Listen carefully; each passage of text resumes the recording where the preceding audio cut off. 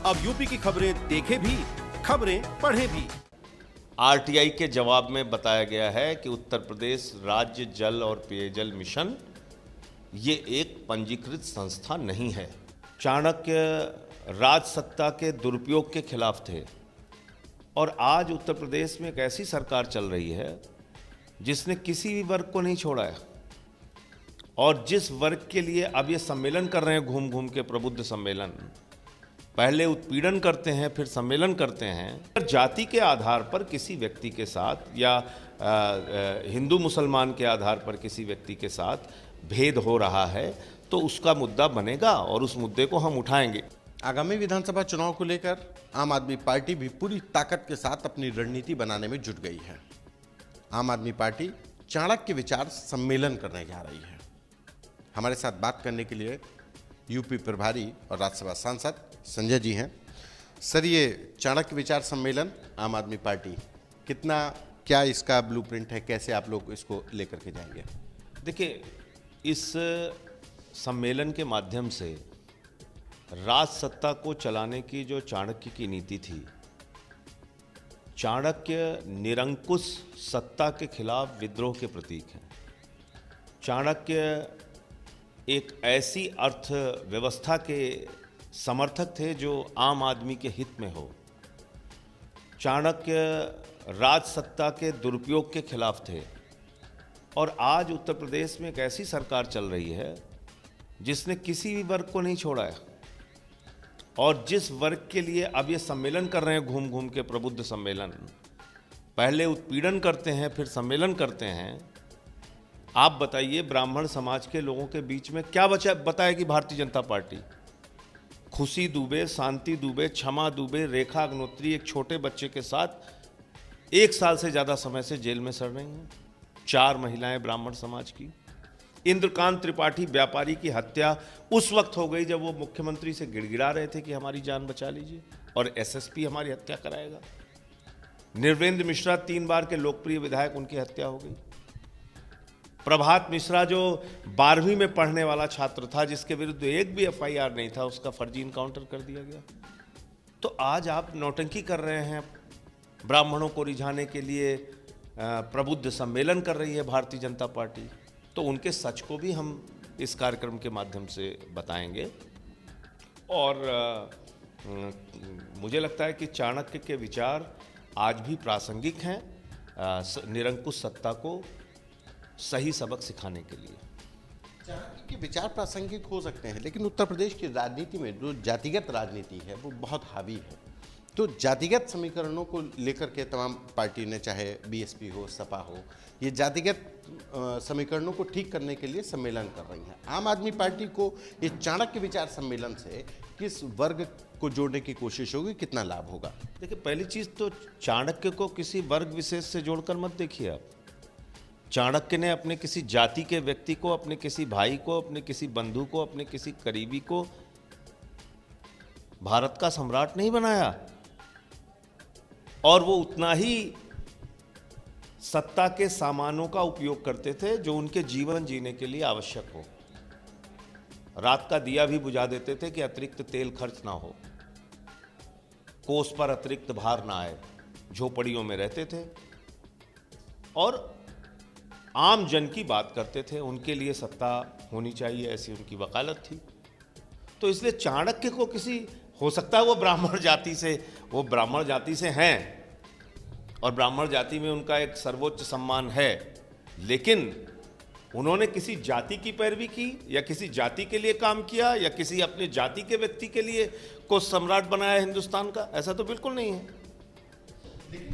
चाणक्य के विचार अलग, वो ठीक है, लेकिन आज जो उत्तर प्रदेश में जो जातियों को समीकरण को ठीक करने के लिए जो तमाम पार्टियां कर रही हैं, उसके लिए आम आदमी पार्टी का कोई काउंटर प्लान है कि वो कैसे, क्योंकि हर कोई ओबीसी को लुभाने के लिए कोशिश कर रहा है। हम 2 तरीके से काम कर रहे हैं। अगर जातियों के नाम पर उत्पीड़न होगा तो वो भी मुद्दा है, उसको भी उठाएंगे। अगर जयप्रकाश पाल की हत्या हुई, हमने वो मुद्दा उठाया। अगर हाथरस में वाल्मीकि समाज की एक बच्ची को रात में 2 बजे जला दिया गया, वो भी मुद्दा हमने उठाया। संजीत यादव का अपहरण करने के बाद उसकी बहन से 30 लाख रुपए अपहरणकर्ताओं को दिलवाया गया और बाद में संजीत यादव की हत्या हो गई, उसका भी मामला हमने उठाया। और अगर खुशी दुबे का उत्पीड़न सिर्फ इसलिए हो रहा है कि वो एक जाति विशेष से हैं, ब्राह्मण समाज से हैं, तो उसका भी मुद्दा हमने उठाया।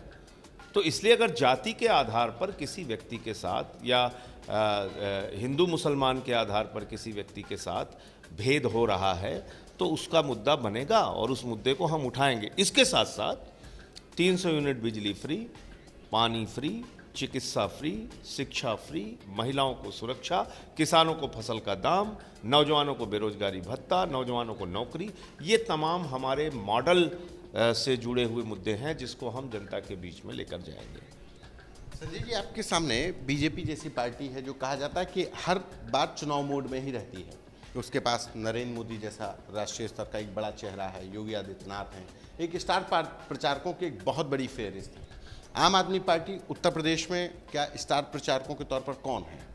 देखिए, ऐसा है कि निश्चित रूप से भारतीय जनता पार्टी एक बड़ी पार्टी है, लेकिन उस बड़ी पार्टी ने भारत का बहुत बड़ा नुकसान भी किया है, उत्तर प्रदेश के लोगों का बहुत बड़ा नुकसान किया है। जो पार्टी जितनी ताकत, जितनी बड़ी शक्ति में होती है, उतना बड़ा नुकसान भी करती है। आज महंगाई आसमान पर है, आज उत्तर प्रदेश में कानून व्यवस्था बदहाल है, आज नौजवानों को नौकरी के नाम पे लाठी और मुकदमे मिलते हैं, आज किसानों को फसल के दाम के नाम पे और काला कानून वापस लेने के नाम पे मवाली कहा जाता है, गुंडा कहा जाता है, खालिस्तानी पाकिस्तानी कहा जाता है, उन पे मुकदमे लगाए जाते हैं। तो आने दीजिए, मोदी जी आएंगे तो ये सारे प्रश्न उनसे होंगे कि शिक्षा मित्र सुहागिन महिलाओं ने अपने सिर क्यों मुड़वाए, ये उनसे सवाल करेंगे लोग। आने दीजिए, उनसे उत्तर प्रदेश का किसान सवाल करेगा कि भाई 9 महीने से हम सड़क पर बैठे हैं, आपने हमारे लिए क्या सोचा? आपके मन में एक क्षण के लिए भी हमारे लिए दर्द होता है या आप हमें मवाली समझते हैं? तो ये सारे प्रश्न उनसे होंगे। कितने भी बड़े स्टार प्रचारक भारतीय जनता पार्टी लगा ले, लेकिन जो पीड़ा लोगों की है वो स्टार प्रचारकों के फर्जी जुमलों से दूर नहीं हो सकती। उत्तर प्रदेश में असदुद्दीन ओवैसी फिर सक्रिय हैं। अभी 3 दिन के दौरे के बाद फिर वो आने वाले हैं और वो सीधे से कह रहे हैं कि अगर मुसलमान इस प्रदेश का एक हो जाएगा तो मुस्तकबिल बदल जाएगा, और कहा जा रहा है कि वो तो उत्तर प्रदेश में मुख्यमंत्री के तौर पर मुस्लिम को देखना चाहते हैं। एक तरीके से मुस्लिम वोट बैंक को साधने के लिए असदुद्दीन ओवैसी उत्तर प्रदेश में फिर सक्रिय होगा। कैसे देख रहे हैं? वैसे ही 2 सांसद उनके हैं पूरे हिंदुस्तान में और निश्चित रूप से 5 सीटें उन्होंने बिहार में जीत ली। इससे तमाम बड़ी पार्टियां हिंदुस्तान में हैं, लेकिन किसी दूसरे दल की चर्चा नहीं होती। ओवैसी की ही इतनी ज़्यादा चर्चा क्यों होती है? क्यों उनको मुद्दा बनाया जाता है? क्योंकि उनके नाम पर भारतीय जनता पार्टी ध्रुवीकरण करती है, मतदाताओं का ध्रुवीकरण, पोलराइजेशन।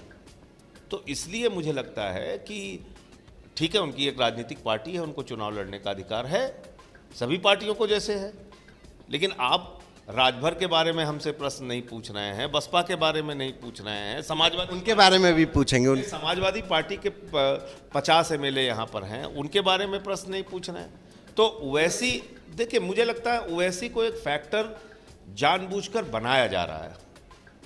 चुनाव उनको लड़ने दीजिए, उनकी राजनीतिक पार्टी है, उनको चुनाव लड़ने दीजिए और मतदाताओं के विवेक पर यह बात छोड़ दीजिए कि वो क्या फैसला लेते हैं। ओवैसी के आने से किसको नुकसान होगा?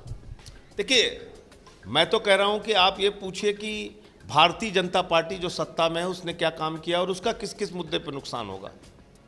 मैं डिटेल करके बता देता हूं।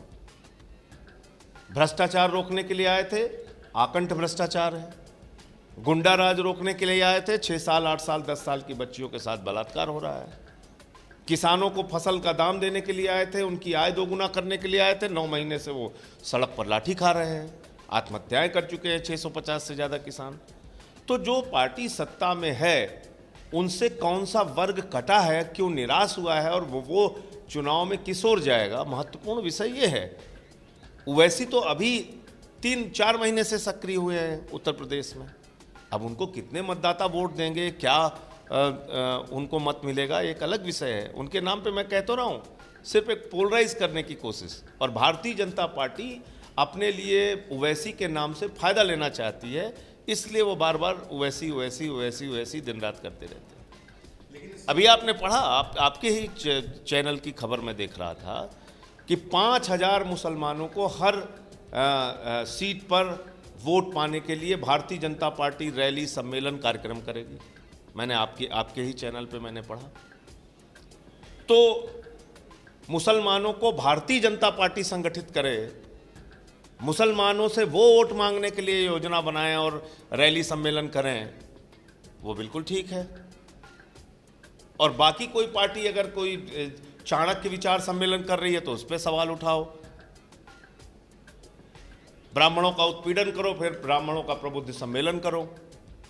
तो ये सारा फरेब भाजपा का लोग समझते हैं। उनको वोट चाहिए। कह रहे थे 3 तलाक पे हमें 50% मुस्लिम महिलाओं के वोट मिलते हैं। राष्ट्रपति जी को जब देश का राष्ट्रपति बनाया तो कहने लगे साहब हमने एक दलित समुदाय के व्यक्ति को भारत का राष्ट्रपति बना दिया, लेकिन भूमि पूजन में साथ में लेके नहीं जाएंगे प्रधानमंत्री जी। तो ये जो दोहरा चरित्र है भारतीय जनता पार्टी का, ये लोगों को दिख रहा है सामने। प्रधानमंत्री जी गए, उनके साथ राष्ट्रपति नहीं गए। योगी जी गए, उनके साथ आनंदीबेन पटेल राज्यपाल जी थी। क्यों नहीं गए? क्यों नहीं एक दलित को बैठाल के आप अपने बगल में पूजा करा सकते? क्यों नहीं भूमि पूजन करा सकते? राष्ट्रपति बना सकते हैं, लेकिन मानसिकता वही है, विचार वही है, सोच वही है, बांटो राज करो। और वोट के लिए सबका फायदा उठाना है, सबको अपने हक में कैसे करना है, चाहे दबाव के करके, चाहे झूठ बोल के, चाहे फरेब करके, गुमराह करके, वो कर रहे हैं। तो इसी तरीके से ओवैसी के नाम को भी मैं समझता हूं कि उनका राजनीतिक इस्तेमाल ओवैसी का भारतीय जनता पार्टी कर रही है। आजकल मुख्तार अंसारी बहुत चर्चा में है। मायावती ने बाहर कर दिया, MIM कह रही है कि हम टिकट देंगे। देखिए, ऐसा है कि ये 3 महीनों बाहुबली फार्मूला मुझे समझ में नहीं आता। अब 3 महीने चुनाव के पहले अब आप कह रहे हो कि साहब वो बाहुबली हैं। 5 साल से आपकी पार्टी में थे तो बाहुबली नहीं थे। भाई बसपा ने ही टिकट दिया था ना मुख्तार अंसारी को। उसके पहले वो क्या करते थे? नहीं, वो क्या किसी वृद्धाश्रम में सेवा का कार्य करते थे? मुख्तार अंसारी क्या करते थे आप बताइए मुझे। तो उनको कहा कि मुसलमानों के मसीहा है मुख्तार अंसारी, कहा कि नहीं मायावती जी ने? तब उस वक्त तो किसी वृद्धाश्रम में वो सेवा का कार्य करते नहीं थे। अब कह रहे नहीं वो क्रिमिनल हैं, बाहुबली हैं, उनको हम हटाएंगे, उनको हम निकालेंगे। तो ये सब ड्रामे लोगों को समझ में आते हैं। उत्तर प्रदेश में अगर हम बात करें तो आम आदमी पार्टी अपने आप को कहाँ खड़ा देखती है? क्योंकि अभी एक यूँ कहा जाए कि आम आदमी पार्टी का पंचायत चुनाव में भी उसने अपनी दस्तक दी और एक कहीं ना कहीं आमद दिखाई पड़ी, लेकिन विधानसभा चुनाव में आम आदमी पार्टी कैसे लड़ पाएगी? अभी शुरुआत है आम आदमी पार्टी की, कितनी दस्तक दे पाएगी? हम जब भी चुनाव लड़ने जाते हैं हमसे पूछा जाता है कि आप लड़ कैसे पाएंगे। उसकी वजह जानते हैं आप? हमारा वोट बैंक नाम से कोई चीज़ नहीं है हमारे साथ कि फला जाति का वोट बैंक है, फला धर्म का वोट बैंक है, ऐसा नहीं है। हमको सभी वर्गों का समर्थन और वोट मिलता है। और क्यों मिलता है? फ्री बिजली के नाम पर, फ्री शिक्षा के नाम पर, फ्री स्वास्थ्य के नाम पर, मोहल्ला क्लिनिक के नाम पर, हमारे मॉडल के नाम पर। और ईमानदारी से जनता की लड़ाई लड़ते हैं, वो किसी भी वर्ग का व्यक्ति हो। तो उत्तर प्रदेश में भी हमने पिछले 1.5 वर्षों में ये प्रयास किया, सक्रियता के साथ हमारा एक एक कार्यकर्ता लगा रहा। उन पे मुकदमे हुए, वो लोग जेल गए, उनको लाठियां पड़ी। मेरे ऊपर 16 मुकदमे किया आदित्यनाथ जी ने, मेरे पार्टी का दफ्तर बंद करा दिया, राष्ट्रद्रोह का मुकदमा मेरे ऊपर लगा दिया। अभी तिरंगा यात्रा हम लोगों ने निकाली तो उसमें मुकदमा कर दिया। तो करते हैं। और पहला परीक्षण जो हमारा हुआ, चुनावी परीक्षण, जो हमारी पहली परीक्षा थी, वो थी पंचायत चुनाव। उसमें लोग कह रहे थे आम आदमी पार्टी की 1 सीट नहीं आएगी। बीजेपी के नेता चिल्ला के कह रहे थे लड़ने दीजिए पंचायत, इनको पता चल जाएगा, लड़ने दीजिए पंचायत, इनको पता चल। 40 लाख वोट मिले संतोष जी। 40 लाख ग्रामीण क्षेत्रों में वोट मिलना आम आदमी पार्टी को मामूली बात नहीं है। 83 हमारे जिला पंचायत सदस्य जीते, कांग्रेस से ज़्यादा हमारी सीटें आईं। हमारे प्रधान जीते, हमारे BDC जीते। तो जो आपने कहा एक आमद, एक दस्तक हमने बहुत ज़बरदस्त पंचायत चुनाव में दी है। और मुझे उम्मीद है कि विधानसभा के चुनाव में भी ऐसे चौंकाने वाले नतीजे आपको देखने को मिलेंगे। हम मेहनत कर रहे हैं, परिश्रम कर रहे हैं, और लोकतंत्र के मालिक तो जनता ही है। वो जिसको चाहे अर्श पे पहुंचा दे, जिसको चाहे फर्श पे पहुंचा दे। एक सवाल कि आप भी बीजेपी को रोकना चाहते हैं, सपा भी रोकना चाहती है, और आप कई बार मिल भी चुके हैं सुभाषपा वालों से, वो भी रोकना चाहते हैं। तो सब लोग एक साथ जब रोकना उद्देश्य एक है, तो फिर एक साथ आप आम आदमी पार्टी जा सकती है किसी के साथ समान उद्देश्य के लोगों से? ऐसा है कि उत्तर प्रदेश में गठबंधन एक सच्चाई है, इससे कोई इनकार नहीं कर सकता। भाजपा भी गठबंधन से चुनाव लड़ी है, सपा भी लड़ी है, बसपा भी लड़ी है, राजभर जी की भी पार्टी लड़ी है। आम आदमी पार्टी के नेतृत्व ने फैसला लिया है कि हम अकेले चुनाव में जाएंगे। 403 सीटों पे हम चुनाव लड़ेंगे उत्तर प्रदेश में। अब सवाल आपने जो कहा कि बीजेपी के खिलाफ जो पार्टियां हैं, उत्तर प्रदेश में इस बार बीजेपी के खिलाफ उत्तर प्रदेश की जनता है। तो ये कतई नहीं सोचना चाहिए कि अगर बाकी पार्टियां चुनाव लड़ेंगी तो उससे कोई उनका आपस में वोट कटेगा और बटेगा। नहीं, बीजेपी का जो मतदाता वर्ग था वो उनसे नाराज होकर सबको वोट देगा। उसका चुनाव किसी सीट पे आम आदमी पार्टी होगी, किसी सीट पे कोई दूसरी पार्टी होगी, लेकिन बीजेपी का एक बड़ा मतदाता वर्ग उनके खिलाफ इस बार वोट करेगा।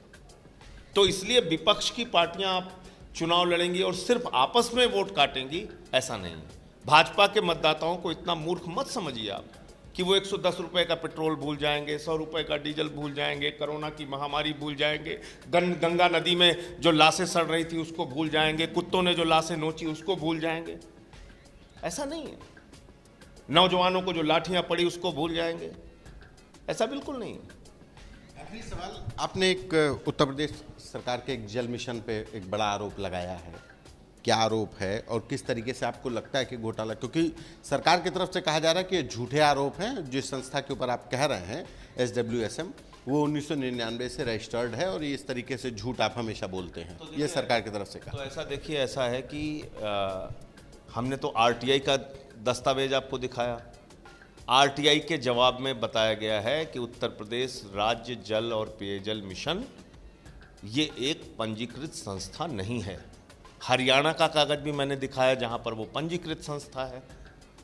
सेंट्रल गवर्नमेंट की गाइडलाइन भी दिखाई जिसमें कहा गया है कि जल जीवन मिशन एक रजिस्टर्ड ऑर्गेनाइजेशन होना चाहिए सोसाइटी एक्ट के तहत। तो ये सारे तो कागज मैंने दिए हैं। हमारे किस आरोप को ये लोग स्वीकार करते हैं? हमेशा तो कहते हैं कि ये गलत आरोप है, और बाद में लोकायुक्त से अब नोटिस भी हो रही है वेंटिलेटर के घोटाले में।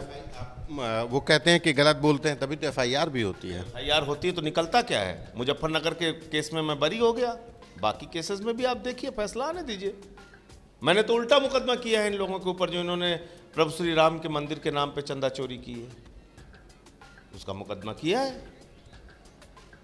तो मुझे लगता है कि जो है इस जल जीवन मिशन के अंदर दो बड़ी बातें हैं।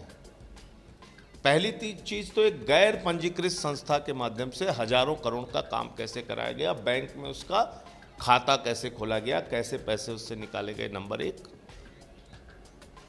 40%, 50%, 2 गुना 3 गुना दाम पर वही काम कराए गए जो जल निगम कराता है। वो जल जीवन मिशन में 2-2, 3-3 गुना ज्यादा दाम पर कराए गए, नंबर 2।